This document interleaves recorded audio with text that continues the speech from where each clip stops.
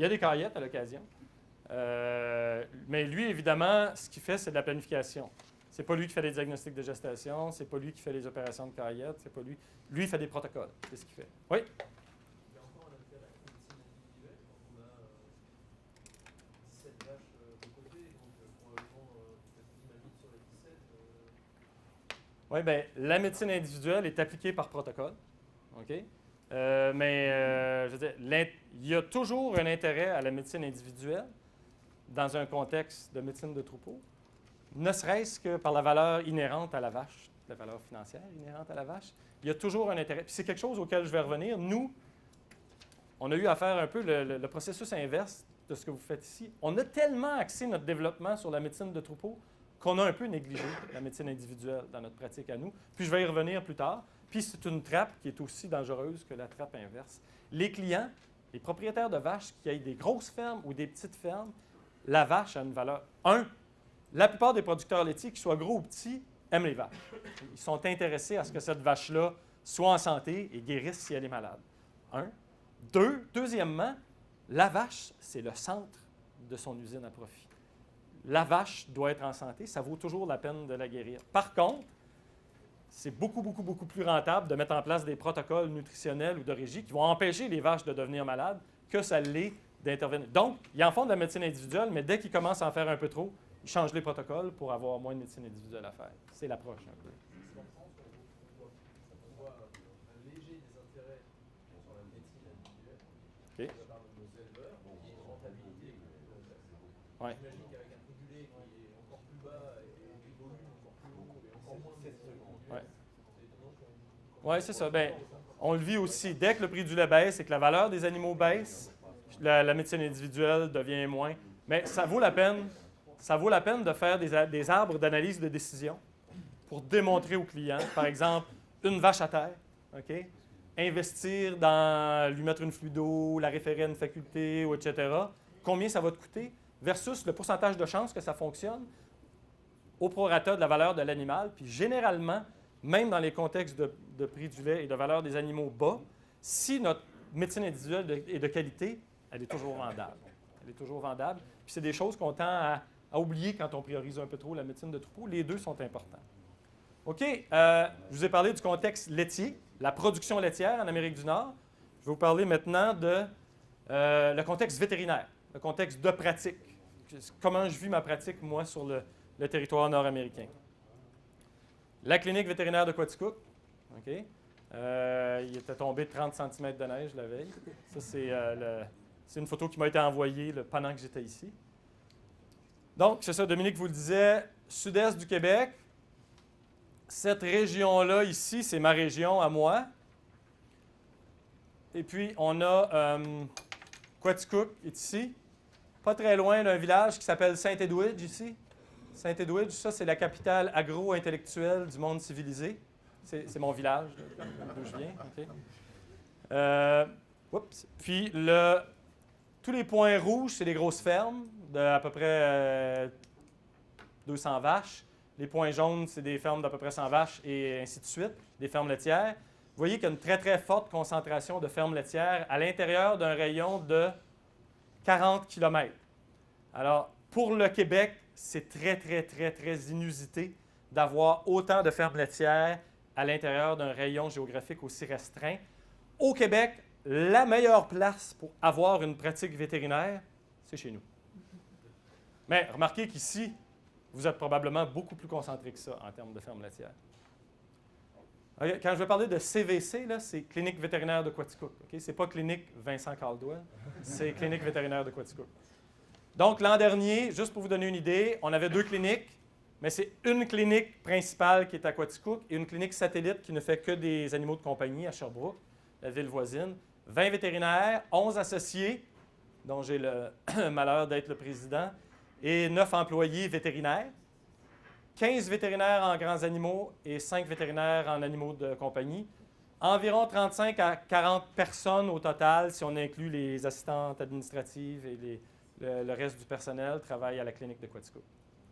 Masse salariale l'an dernier de 1,2 million de dollars canadiens, chiffre d'affaires d'environ 7 millions de dollars canadiens. OK. La raison pour laquelle je suis ici, dans le fond, c'est que sur nos 184 clients laitiers en curatif, préventif, etc., qu'on a, tous les troupeaux laitiers pour lesquels on a un compte à la clinique, 151 sur le décompte que j'ai fait en janvier 2019 étaient sur suivi de médecine préventive régulière aux 2 ou aux 4 semaines avec tenue de dossier informatisé par le vétérinaire dans le logiciel DSA. 33 c'est des clients chez qui on va opérer des caillettes. Ils vont parfois nous faire des gestations ou de la reproduction, mais on n'a pas de tenue de dossier à la clinique pour ces. Ça ici, c'est un chiffre qui est vastement plus élevé que la clinique la plus proche au Québec. Donc, je ne veux pas que vous pensiez que c'est ça qui est la situation au Québec. La proportion de troupeaux où il y a du suivi informatisé est probablement plus élevée qu'ici au Québec, mais le cas de ma clinique qu'on vous présente aujourd'hui, il est vraiment, vraiment exceptionnel en termes de sa magnitude, son importance. 150 de ces 151 troupeaux-là sont suivis à la ferme par le vétérinaire avec son ordinateur portable. Et puis, il y en a un qui est suivi à la ferme par le vétérinaire sur support papier, qui ramène à la clinique que les filles ensuite rentrent, mais qui est quand même sous suivi DSA. 103 de ces 150 troupeaux-là ont le logiciel DSA version éleveur à la ferme, mais il y en a quand même, ça j'imagine que ce n'est pas disponible ici. Non, c'est ça, OK. Mais il y en a quand même 47, donc le tiers de nos troupeaux qui sont sur DSA ont un logiciel ou une solution éleveur autre que DSA producteur. Alors, c'est quoi? C'est T4C de Lely, pour ceux qui ont des robots Lely. C'est DairyPlan pour ceux qui ont des salles de traite GEA et qui gèrent leurs inventaires d'animaux, leur tarissement et leur vêlage par leur logiciel de salle de traite GEA ou des robots GEA. Ça peut être Delpro aussi. Il y en a qui ont Delpro et qui nous exportent les données dans DSA. Ça peut être Lacté, qui est le logiciel du système de traite, du contrôle laitier, ou simplement des clients qui ont une tenue de dossier papier, comme le client chez qui on est allé hier, mais dont on saisit les données dans notre DSA lors des visites à la ferme. Donc, c'est absolument pas... D'ailleurs, plusieurs de ces troupeaux-là sont des très gros troupeaux qui n'ont pas DSA producteur à la ferme. C'est absolument pas nécessaire d'avoir DSA producteur à la ferme pour faire un suivi DSA vétérinaire. Dans la région de Quaticook, vous regardez la barre... ça ici, c'est la moyenne de la taille des troupeaux au Canada en 2017. Ça, c'est la moyenne du Québec. À Quaticook, la taille des troupeaux en 2015, 16 et 17 a atteint à peu près 80 quelques pour toute la grande région de Quaticook, alors que le quota détenu a dépassé les 92 kilos. Donc, il y avait une forte demande de lait. Nos clients étaient en croissance dans cette période-là. C'est quoi les clients de la clinique de Quaticook ont l'air de ça en moyenne? Comme les vôtres, je suis sûr. Donc, les clients de la clinique à Quaticook, c'est mon antivirus. Les clients de la clinique à Quaticook, de ma pratique, sont plus gros que la moyenne des troupeaux du Québec et du Canada. On a donc environ 90 vaches en lactation par ferme à ma clinique, mais on a un très grand range. On a des petits troupeaux de 25 à 30 vaches en lactation. J'en ai en suivi, puis je les adore. Puis on a des gros troupeaux, pour nous, des gros troupeaux de 4 à 500 vaches en lactation. On en a 3 ou 4. On a une grosse masse de troupeaux qui ont de 150 à 250 vaches en lactation. C'est en train de devenir la ferme, pas dominante, mais c'est le segment qui augmente le plus en ce moment. On a plus de stabulation libre que dans le territoire. Chez nous, il y a 30 des fermes qui sont en stabulation libre à Quaticook, mais il y a 50 des vaches, parce que nos fermes qui sont en stabulation libre sont plus grandes que nos fermes qui sont en stabulation attachée. Mais c'est ça, il y a quand même encore un gros noyau de fermes laitières avec des vaches qui sont attachées une à côté de l'autre, chose que vous ne voyez plus. Vous êtes vastement en avance sur nous pour ça. Puis, il y a quand même dans ces fermes-là certaines où les vaches sont confortables et propres. Je ne suis pas en train de vous dire que c'est une bonne chose d'avoir des vaches attachées, mais il y a quand même des clients dans ce contexte-là qui font un travail correct. Il y a 17 % de nos fermes qui sont en traite robotisée, dont 2 qui ont des vaches attachées, parce qu'eux étaient attachés au système de vaches en stabulation attachée, avec un robot qui se promène derrière les vaches et qui va traire les vaches dans leur stall. Alors, c'est pas typique, mais il y en a 2. L'ensemble des autres qui ont des robots de traite, c'est les mêmes que vous. C'est des Lely, des De Laval ou des GEA MI1 ou Monobox. La ferme typique qui se bâtit ces dernières années, qui est une conversion de ferme parce qu'il n'y a pas de nouvelle ferme, ça va être un bâtiment de ce type-là, une pente d'à peu près 4,12 avec des cheminées au plafond, des grands rideaux sur le côté pour de la ventilation naturelle, avec on ne les voit pas, là, mais des big-ass fans au plafond qui créent de la turbulence d'air dans les journées chaudes d'été où il n'y a pas vraiment de bonne ventilation. Ces étables-là, souvent les nouvelles, le 3/4 vont être en logette creuse. Et la litière la plus... Ah bon, je ne l'ai pas mis sur la diapo. La litière la plus populaire en logette creuse, ça va être le mélange chaud, paille et eau. De la paille hachée mélangée avec de la chaux et de l'eau dans un mélangeur à ration qui est ensuite distribué en dessous des vaches. On a quelques clients qui ont des logettes de sable également, d'autres qui ont des logettes creuses de sciure de bois, mais ce qui domine, c'est vraiment ça. D'ailleurs, on nous dit que ça vient de la France, mais j'entends que vous n'en avez pas ici. Donc, la pratique bovine au Québec, le cadre dans lequel j'exerce mon métier à moi est différent du vôtre. On a un programme qui s'appelle ASAC, ou Amélioration de la santé animale au Québec. En 1967, le gouvernement, tout est royal chez nous, là, OK? Le gouvernement a constaté qu'il y avait une pénurie de vétérinaires sur le territoire et que le coût des médicaments était très variable parce qu'il y avait des vendeurs d'autoroutes qui se promenaient et qui vendaient des médicaments de qualité, pas toujours contrôlés, à des prix variables sur un grand territoire. Donc, le MAPAC, qui est notre ministère de l'Agriculture, investissait dans l'éducation vétérinaire et considérait qu'il n'y avait pas vraiment de retour parce qu'il n'y avait pas de praticiens dans le champ. Ce n'était pas intéressant d'être praticien bovin à l'époque sur cet immense territoire-là. Donc, est née en 1971 l'entente ASAC, qui est une entente entre notre syndicat de producteurs, de fermiers, l'UPA, l'Union des producteurs agricoles, le gouvernement, le ministère de l'Agriculture, et l'Association des médecins vétérinaires praticiens du Québec, qui est notre groupe professionnel, qui garantissait aux producteurs laitiers, aux fermiers, des coûts d'honoraires et de médicaments fixes à la grandeur du grand territoire. Par contre, en retour, le ministère de l'Agriculture avait accès à de l'information épidémiologique. Donc, toutes les factures vétérinaires faites sur les fermes avec des codes de maladies sont encore renvoyées au ministère qui peut faire de l'épidémiosurveillance. Mettons que le ministère serait compétent pour le faire. Il pourrait faire de l'épidémiosurveillance sur le territoire et monitorer les zoonoses ou les maladies animales exotiques ou peu importe. C'est donc une subvention aux producteurs parce que le gouvernement s'est impliqué pour payer une partie de la facture du vétérinaire à la ferme, pour standardiser le prix et pour compenser les grandes disparitions géographiques, les grandes disparités géographiques, les clients qui sont très loin pour les aider dans leur facture vétérinaire.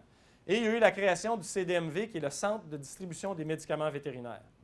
Alors, le fonctionnement de l'entente, c'est ça, il y a 4 partenaires, le gouvernement, l'association de vétérinaires, les syndicats de fermiers et le Centre de distribution des médicaments vétérinaires, qui était d'abord une société d'État, puis qui est devenue une compagnie privée. La mission du CDMV ici, c'est de fournir des médicaments aux vétos ruraux qui sont partenaires de la ZAC. C'est ça. Le fonctionnement de notre modèle, c'est que le gouvernement, à travers les vétérinaires qui sont membres de l'association, subventionne les producteurs en payant aux vétérinaires une partie de leurs honoraires lors des visites. Par contre, les vétérinaires sont obligés de s'approvisionner au CDMV, qui, lui, fournit de l'information au gouvernement sur l'utilisation des médicaments, comme par exemple les antibiotiques critiques. Les producteurs qui font affaire avec les vétérinaires affiliés, qui retournent de l'information épidémiologique ou de santé au ministère. Alors, c'est un système où le gouvernement paye un peu d'argent, a accès à de l'information épidémiologique et est assuré que les producteurs de lait sur son territoire sont dans un contexte vétérinaire stable avec des prix de médicaments stables. L'enveloppe totale est de 15,2 millions de dollars. Puis nous, on est tenu par la loi de s'approvisionner au CDMV et de retourner notre information épidémiologique au ministère. Nos cliniques sont privées. On est des entités privées.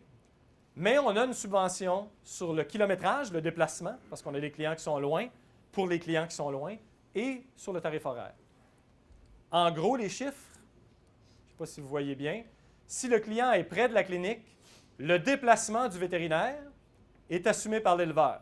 Ça va lui coûter 31 € aujourd'hui, et le gouvernement va payer 0 €. Donc, la facture, le vétérinaire va recevoir 31 € pour le déplacement. Le tarif horaire, ça, c'est pour une visite d'1 heure. Le gouvernement paye une partie, 28 €. L'éleveur paye 73 €. Donc, le vétérinaire va recevoir 101 € d'honoraires pour son heure de travail à la ferme. Finalement, au total, l'éleveur va avoir payé 104 € pour sa visite d'1 heure, incluant la visite et le déplacement. Le gouvernement va avoir payé 28 €. Le vétérinaire va empocher pour 1 heure de travail à la ferme, incluant le déplacement, 132 €. Je ne sais pas comment ça se compare à vos diverses pratiques, là. Mais le gouvernement a payé une fraction de 20 % des déplacements et honoraires vétérinaires et le producteur a payé 80 % pour un client qui est près de la clinique. Évidemment, là, on ne parle pas de médicaments. Ça, je vous parle que des honoraires et du déplacement. Ça veut dire qu'au total, si on parle business, pour une clinique comme la mienne, la quantité de dollars qui viennent du gouvernement dans mon revenu brut à la clinique, si j'inclus qu'il n'y a aucune subvention en canine ou en équine, ni dans le transfert d'embryons, parce que ce n'est pas un service essentiel, et que les médicaments, eux, ne sont pas subventionnés du tout, le total de nombre de dollars qui entrent dans mon revenu brut du gouvernement, c'est environ 13 %. Pour vous donner une idée du type de distorsion que ça crée dans le marché. Donc, 13 %. Je suis content de le recevoir, ce 13 % mais clairement, je pourrais maintenir ma structure de service en modifiant un peu la tarification et puis on y arriverait. Donc, c'est un système qui est avantageux parce qu'il standardise tout, mais qui n'a pas un impact majeur sur la rentabilité de notre entreprise. Le client qui est loin de la clinique, mais nous, on n'en a pas à cause du rayon très faible, mais dans les autres régions du Québec, ça s'applique. Lui, par contre, le gouvernement va payer 36 % de la facture quand il y a un déplacement de vétérinaire avec une visite d'1 heure. Le ratio gouvernement-éleveur diminue graduellement, évidemment. Au début du programme, en 1971, c'était 70 % pour le gouvernement. Maintenant, c'est 20-80 %. Puis le budget a diminué au fil des années. C'est aussi le genre de programme qui n'est pas bienvenu dans nos négociations de libre-échange avec les États-Unis. Les États-Unis considèrent que ça, c'est une subvention injuste aux producteurs. C'est une distorsion socialiste du marché dans un contexte de libre-échange. Trump, il n'aime pas ça. Le nombre annuel de visites sur le programme ASAC au Québec, c'est 200 000 par année. Alors, la taille des cliniques augmente au Québec. La moyenne, c'est de 4,3 vétérinaires. Il y a plusieurs cliniques à plus de 10 vétérinaires. Le territoire du Québec est couvert à 100 %. Puis dans les régions très périphériques, il y a une subvention à la clinique pour engager un deuxième vétérinaire pour que le vétérinaire ne soit pas obligé de faire toutes les gardes, les urgences. Puis dans 2 régions très, très éloignées, les îles de la Madeleine et puis une autre dont je ne me souviens pas, il y a carrément un contrat de service où le gouvernement paye un vétérinaire pour assumer le service parce qu'aucun praticien ne voudrait aller s'installer une pratique-là. Globalement, le système a bien fonctionné, les partenaires y trouvent leur compte. Puis ce système-là, ça a permis la création de l'ASTLQ, Amélioration de la santé des troupeaux laitiers du Québec, qui est devenue DSA-HR, qui est une société de vétérinaires qui appartient maintenant à notre association de vétérinaires, qui a mis en commun de l'argent pour développer de la médecine préventive et, entre autres, l'outil DSA. Okay? Ça a été piloté au départ par Émile Bouchard, qui était le professeur de Richard Richer. Quand j'ai fait mon cours vétérinaire, Richard était à la résidence. Alors, je me souviens de lui, puis je me souviens surtout de sa blonde. Donc, ce programme-là, ça entraînait une stabilité dans les revenus des vétérinaires, la possibilité de s'installer partout, une stabilité dans les honoraires. Ça a facilité la création de ce groupe d'intérêt-là qui a été la STLQ, puis on va y revenir plus tard aujourd'hui. La vente des médicaments dans ce contexte-là, comment ça fonctionne? C'est beaucoup plus réglementé au Québec qu'au Canada. La majorité des médicaments vétérinaires au Québec sont prescrits depuis l'entente ASAC en 1971. Puis il y a depuis mars, donc depuis dans un mois, des restrictions sévères sur les antibiotiques qu'on appelle de classe 1 chez nous, que vous appelez les antibiotiques critiques, je pense. Donc, ça nous arrive à nous. Par contre, dans le reste du Canada, il n'y a aucune restriction. Les vétérinaires doivent les prescrire, mais ils peuvent les prescrire à n'importe qui, n'importe quand, ils peuvent en vendre aux clients. Même qu'au Canada, plusieurs antibiotiques, pas des critiques, là, plusieurs antibiotiques sont carrément en vente libre, étaient en vente libre jusqu'à l'an dernier, jusqu'au début de 2019. Ça veut dire que les clients pouvaient aller acheter un bloc de minéral salé à leur quincaillerie du coin pour les tares, en même temps acheter 3 bouteilles de pénicilline, 2 bouteilles de triméthoprim sulfa, une bouteille de Enzaprost, etc. C'était le contexte au Canada. Ça vient de cesser. Puis aux États-Unis, ben, c'est le Far West. La vente des médicaments, c'est très déréglementé. Les restrictions sur les quantités d'antibiotiques, les traces d'antibiotiques dans le lait ou dans la viande sont très sévères aux États-Unis. Mais la façon de gérer la vente, c'est complètement déréglementé. Les États-Unis, c'est le monde de la déréglementation. Chez nous, les compagnies, les méchantes compagnies pharmaceutiques, c'est ça? Nos partenaires pharmaceutiques qu'on aime beaucoup pour vrai, avec lesquels on travaille, vendent au CDMV, qui est notre centre de distribution des médicaments vétérinaires, qui lui vend aux vétérinaires qui sont partenaires du réseau ASAC, qui, eux, vendent les médicaments aux producteurs. Le CDMV est obligé de prendre une marge fixe de 12 %. Les vétérinaires prennent une marge fixe de 25 % dans leur vente. On n'a pas le choix dans leur vente aux producteurs. Ce qui revient finalement à partir du centre de distribution jusqu'aux producteurs à une marge cumulative de 40 % parce que c'est 125 212. Le CDMV retourne ses profits dans lui-même et à Investissement Québec, qui est le fonds consolidé du gouvernement du Québec, qui, lui, va s'en servir pour financer des services à la collectivité, dont les honoraires des vétérinaires. Évidemment, la wild card là-dedans, c'est que les compagnies pharmaceutiques peuvent vendre au markup qu'ils désirent au centre de distribution, qui, lui, est le vendeur obligé aux vétérinaires. Comme il y a plusieurs vétérinaires, les vétérinaires n'ont pas vraiment de pouvoir de négociation sur le prix d'entrée des médicaments sur la chaîne de distribution. Le coût des hormones, je vous en parle parce que ça a une importance relative dans les protocoles systématiques de reproduction dont je vais vous parler aujourd'hui. Une dose de prostaglandine, quand je parlais de PGF2 là, ou PG, je parle de prostaglandine, l'équivalent chez vous de Estrumate, Enzaprost, 2,40 € la dose. Okay? C'est lié au prix d'entrée. Ce n'est pas lié au markup. Les vétérinaires ici ne prennent pas un markup plus élevé. C'est simplement lié au prix d'entrée. Les compagnies pharmaceutiques ont une façon que je ne connais pas de fixer le prix d'entrée d'un médicament sur un marché. Puis, c'est pareil chez nous, entre le Canada et les États-Unis, il y a des immenses différences sur le prix des médicaments, dans un sens ou dans l'autre, selon les classes de médicaments. Et la dose de GnRH, Réceptal, Cystoréline, MSD, est-ce que MSD a une GnRH? Réceptal, OK. Donc, chez nous, c'est Factrel, Fertiline, Cystoréline et Fertagil. MSD, chez nous, c'est Merck, c'est Fertagil. Ça n'existe pas ici, Fertagil? Non. Okay. Donc, la dose de GnRH se vend 1,79 € la dose. C'est 2,5 cc ou 5 cc? Lequel? Tous nos produits, sauf Fertagil, sont à 2 cc. Autant les acétates que les hydrochlorides sont à 2 cc, sauf Fertagil, qui est à 1 cc. Est-ce qu'il y a une différence entre les doses pour les protocoles aussi et les doses de traitement pour un kyste ovarien?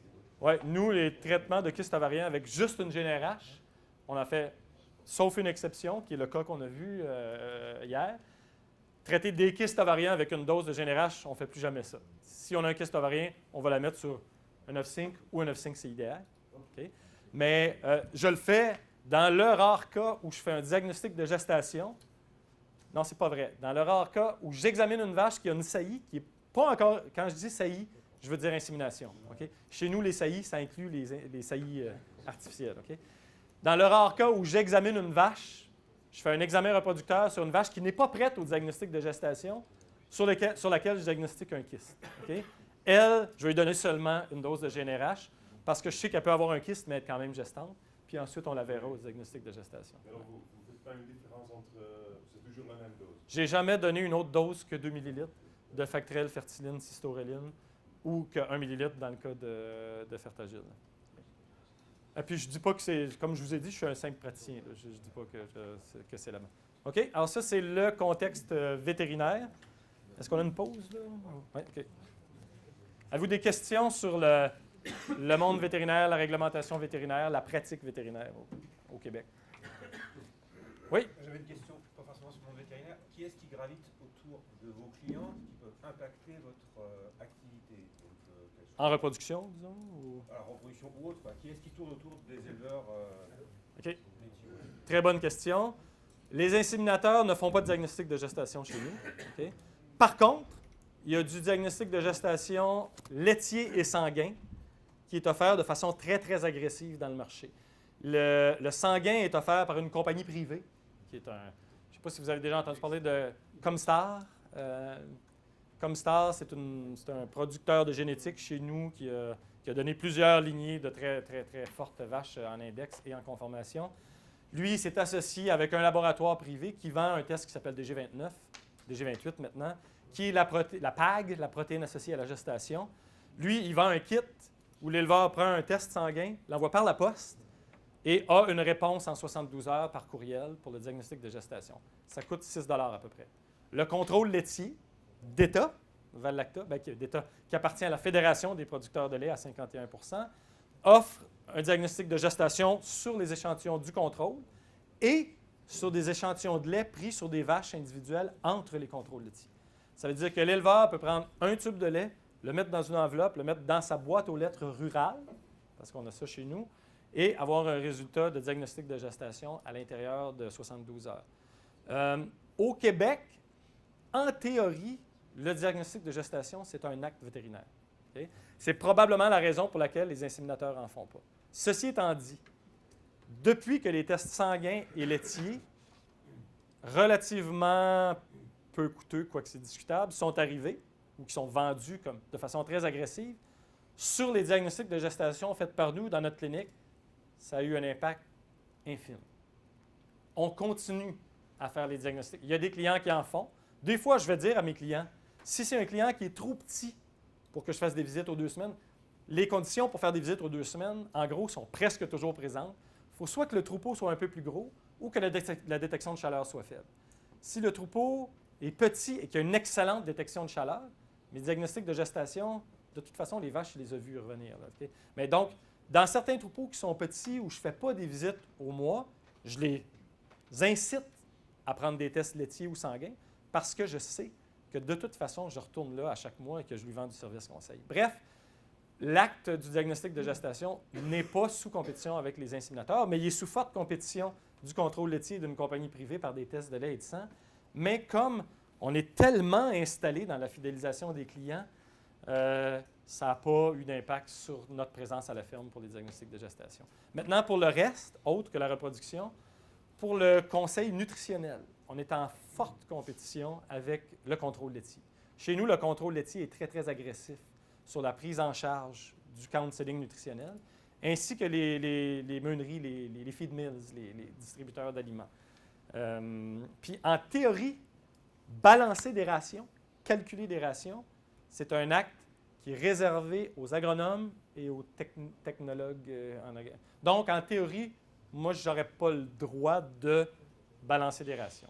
Mais bon, je peux très bien le faire, puis avoir une version qui est installée chez le client, puis qu'officiellement, c'est lui qui l'a fait. Donc, on peut le faire, mais c'est ça. On a un acte qui était théoriquement vétérinaire pour le diagnostic de gestation, mais en théorie, l'acte de... Donc, on est en compétition avec le contrôle laitier et les feed mills pour le counseling nutritionnel. On est en compétition pour la reproduction, pas tant avec les inséminateurs, quoique, avec les fournisseurs de tests de gestation sanguin, le contrôle laitier, et avec les équipementiers de traite. Les gens qui vendent des robots, des salles de traite, qui offrent des systèmes intégrés de suivi de la reproduction, soit avec des moniteurs d'activité, que j'adore, okay, ou des protocoles hormonaux. C'est ça. Donc, c'est là qu'est la compétition. Oui? Vous parliez de vétérinaires un peu réglementés, donc vous êtes considéré comme réglementé. Est-ce qu'il y a des électrons libres un peu, des vétérinaires? Des vétérinaires qui se promènent et qui ne sont pas partenaires de l'entente ASAC. Il y en a quelques-uns, ce sont des vétérinaires de récolte d'embryons. des vétérinaires de transfert d'embryons qui ont des gros clients sur le territoire, qui se promènent pour faire de la récolte d'embryons et qui offrent en même temps du service de suivi de reproduction. Mais traditionnellement, ils ne font pas de nutritionnel ou de paranutritionnel, ils ne font pas de santé du pied, santé mammaire, gestion de la production, du quota. Donc, les clients qui sont avec sont des clients qui font affaire avec eux comme gynécologues ou thériogénologues pur. C'est ça. Mais c'est très, très peu sur le marché. Ouais. Oui? Pour les éleveurs de votre clientèle qui utilisent les tests sanguins ou laitiers, qui Ouais. ont des résultats négatifs, ils y appliquent un protocole ou ils attendent que tu repasses Il y en a très peu qui les utilisent d'abord. Ceux qui les utilisent, qui font partie des 20 de nos troupeaux qui ne sont pas sur suivi, je ne le sais pas trop. Il y en a qui vont appliquer des protocoles parce qu'ils les connaissent, parce qu'on leur en a parlé ou qu'ils en ont lu dans des revues de producteurs. Mais généralement, leur discipline à la réinsémination est moins bonne que ceux qui sont sur suivi de troupeau. Mais généralement, oui, ils vont utiliser des protocoles. C'est une des faiblesses des tests sanguins, c'est que il y a quand même un nombre de douteux qui est relativement élevé là, sur la protéine.